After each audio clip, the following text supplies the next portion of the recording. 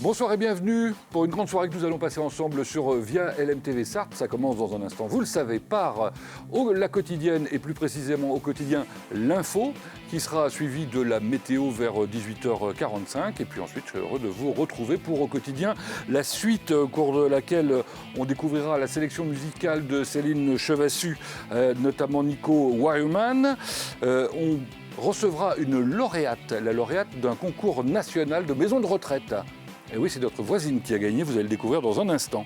Et puis, ce soir, il y aura un infiltré à ne pas rater, un infiltré culte. Je ne vous en dis pas plus, ce sera évidemment passionnant. Donc laissons la place maintenant, si vous le voulez bien, à Anthony Piton pour la présentation de ce journal du jour, mercredi 6 janvier.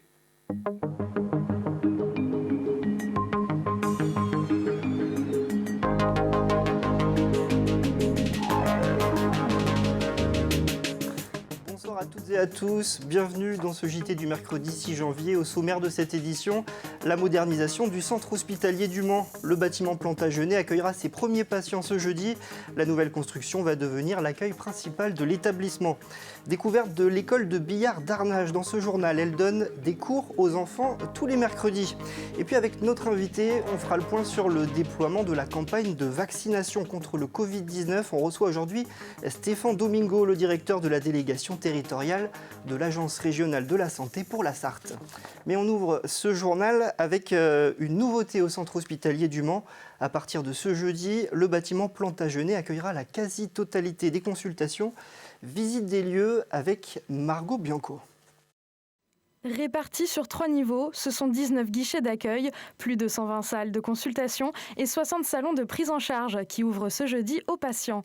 Le bâtiment Plantagenet du centre hospitalier du Mans devient le pôle des consultations et des hospitalisations de jour. L'objectif du projet, c'est de réunir en un unique lieu l'ensemble ou la quasi-totalité des prises en charge en consultation et en hôpital de jour pour permettre aux patients de trouver facilement son lieu de prise en charge. Le nouveau bâtiment, il donne une nouvelle porte d'entrée à l'établissement et donc il va contribuer à rendre le parcours du patient beaucoup plus clair, accessible et efficace dans sa prise en charge. Différents professionnels de la santé en médecine et en chirurgie s'installent dans le bâtiment Plantagenet. Alors le bâtiment Plantagenet, c'est le bâtiment d'ambulatoire qui va accueillir les grandes spécialités de notre établissement qui ont pu déménager. Donc en chirurgie, toutes les spécialités à l'exception de l'ORL et de la stomatologie. Et pour ce qui concerne la médecine, toutes les spécialités là aussi, à l'exception de la cardiologie, de la neurologie, qui sont restés dans le bâtiment Fontenoy pour être à proximité également des urgences, parce que c'est des unités qui reçoivent des patients souffrant de pathologies souvent très aiguës. Coût total de l'opération, 100 millions d'euros. Un mot de justice, l'affaire Marlène Schiappa contre les Gilets jaunes vient de connaître un nouveau report de son délibéré en appel. Le jugement de ce procès qui s'était tenu le 9 juin avait une première fois été reporté le 6 octobre. Cette affaire remonte à la nuit du 24 au 25 mai 2019. Une quarantaine de manifestants s'étaient rassemblés devant le domicile de Marlène Schiappa au Mans. Elle avait dénoncé des menaces de mort et des slogans agressifs. Au rang des faits divers, l'accident d'un bus Aléop ce mardi vers 18h25 sur la route entre Rouezé-sur-Sarthe et la Suze-sur-Sarthe. Le véhicule qui transportait notamment des lycéens a glissé dans un fossé avant de s'immobiliser. Personne n'a été blessé dans l'accident. Les élèves ont dû être récupérés par leurs parents.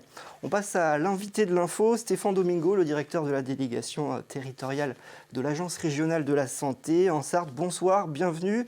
Merci d'avoir accepté notre invitation. Alors les fameux vaccins Pfizer-BioNTech sont arrivés en Sarthe. 4875 doses donc sont arrivées ce mardi au centre hospitalier du Mans.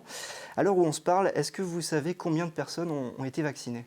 Bonsoir. 10 personnes ont été vaccinées hier, déjà, parmi le personnel du centre hospitalier du Mans. Et les vaccinations se poursuivent aujourd'hui, demain et ainsi de suite, pour permettre d'utiliser évidemment les vaccins et de vacciner le plus de personnes. 10 personnes, est-ce que c'est pas un peu timide comme démarrage ? Les vaccins sont arrivés à 13h30. Le CHM s'était organisé pour commencer à lancer la vaccination, pour dire ça y est, les vaccins sont là, on est organisé et on peut commencer. Et ça, c'est important de le faire. Alors ce début de campagne de vaccination, il est vivement critiqué, notamment par Stéphane Le Foll. On l'a entendu dans plusieurs médias, notamment chez nous. Il déplore un manque d'information, un manque de concertation aussi entre vos services et la mairie du Mans.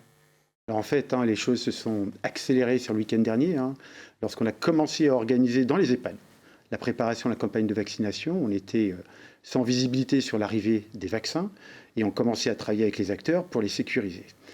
Tout s'est accéléré ce week-end. Je ne reviens pas sur les annonces du gouvernement qui a étendu le champ des personnes pouvant bénéficier de la vaccination. Et tout s'est stabilisé lundi.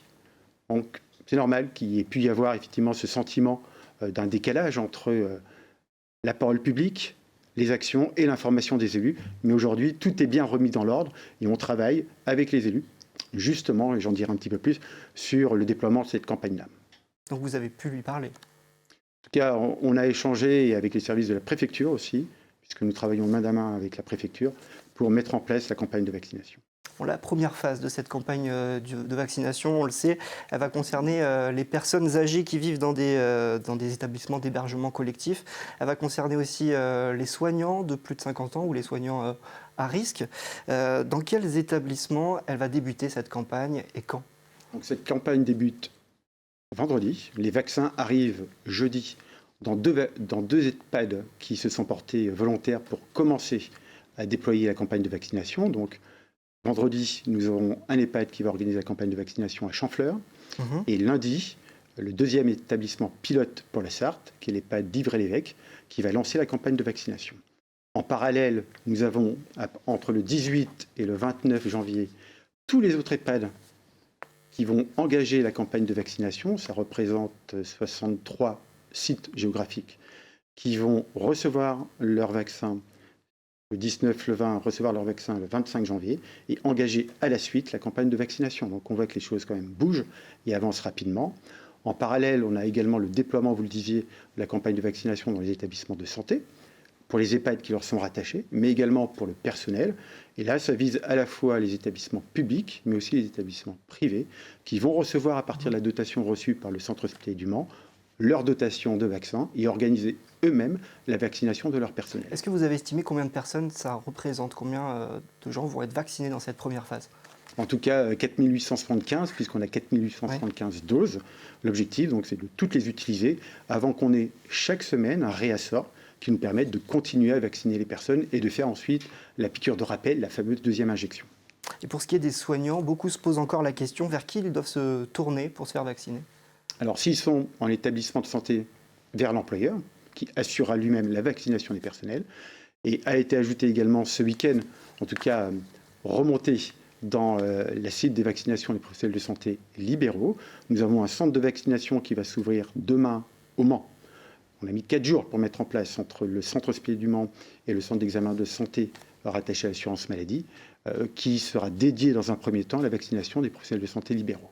Alors le grand public pourra se faire vacciner, lui, dans une deuxième phase. Est-ce que vous avez déjà un calendrier pour cette deuxième phase? En tout cas, on a une deuxième phase à la fin du mois pour les personnes âgées à domicile hors EHPAD, 75 ans et plus. On a également d'autres annonces sur un certain nombre d'autres personnes, comme les personnels des services d'aide à domicile. Et donc l'enjeu pour nous, c'est de déployer d'autres centres de vaccination. Et c'est là qu'on travaille avec les élus pour accompagner les projets qui vont être portés par des professionnels de santé libéraux, les accompagner pour, assurer la vaccination d'autres professionnels de santé libéraux et la vaccination des personnes âgées. Les indicateurs sont en hausse. Selon vos derniers bulletins, il y a eu 14 décès supplémentaires en une semaine en Sarthe. On voit aussi une remontée du taux de positivité au Mans. Comment vous l'expliquez ça rapidement? On a la circulation du virus, de toute façon, très clairement. On n'est pas encore suffisamment éloigné de la période de vacances dernière pour voir quel est l'impact et l'effet de ces vacances-là. Et puis reste aussi en question l'apparition du variant dit anglais, qui maximise également le nombre de personnes qui se sont contaminées. Merci à vous, Stéphane Domingo, d'avoir accepté notre invitation. Je précise que la ville du Mans a annoncé avoir mis à disposition 2 sites pour la vaccination contre la Covid-19 après l'échange que vous mentionniez avec le préfet de la Sarthe. C'est la grande salle de la Maison pour tous Jean Moulin et l'espace Courboulet. Ces 2 sites vont s'inscrire dans le cadre du plan de vaccination organisé par l'État. Et puis tout autre sujet avec ce coup de projecteur sur un sport qui mérite d'être un peu plus connu mais qui reste encore peu développé. Le billard à Arnage, une école forme des jeunes. Le club tente de d'étoffer ses effectifs et de séduire de nouveaux joueurs. Reportage d'Hélène Galliana. Aussi viser d'abord, je recule, je pose ma queue, je vise et après j'approche mon corps pour faire mon coup. D'accord ? C'est une toute jeune école, mais avec de grandes ambitions. Son projet, faire découvrir le billard, un sport qui allie dextérité, concentration et réflexion. Comme tant d'autres, c'est un sport à la fois individuel, collectif, par équipe. Oui, c'est un vrai sport, un sport pour tous et aussi pour les enfants. L'école de billard du club d'Arnage forme chaque mercredi des jeunes, une discipline qui pour eux mérite d'être connue. Nos capacités d'accueil ne sont pas à leur maximum. Nous avons créé cette école de billard il y a maintenant un tout petit peu plus d'1 an. Du coup, on a encore beaucoup de choses à faire et on est en capacité d'accueillir encore un large public, jeune et moins jeune d'ailleurs. Coup de queue naturel, c'est quoi? C'est un coup de queue lent. Là, je viens de voir Lucas. Lucas, il a fait PAN. Il n'est pas allé où il voulait. Tu as découvert comment le billard?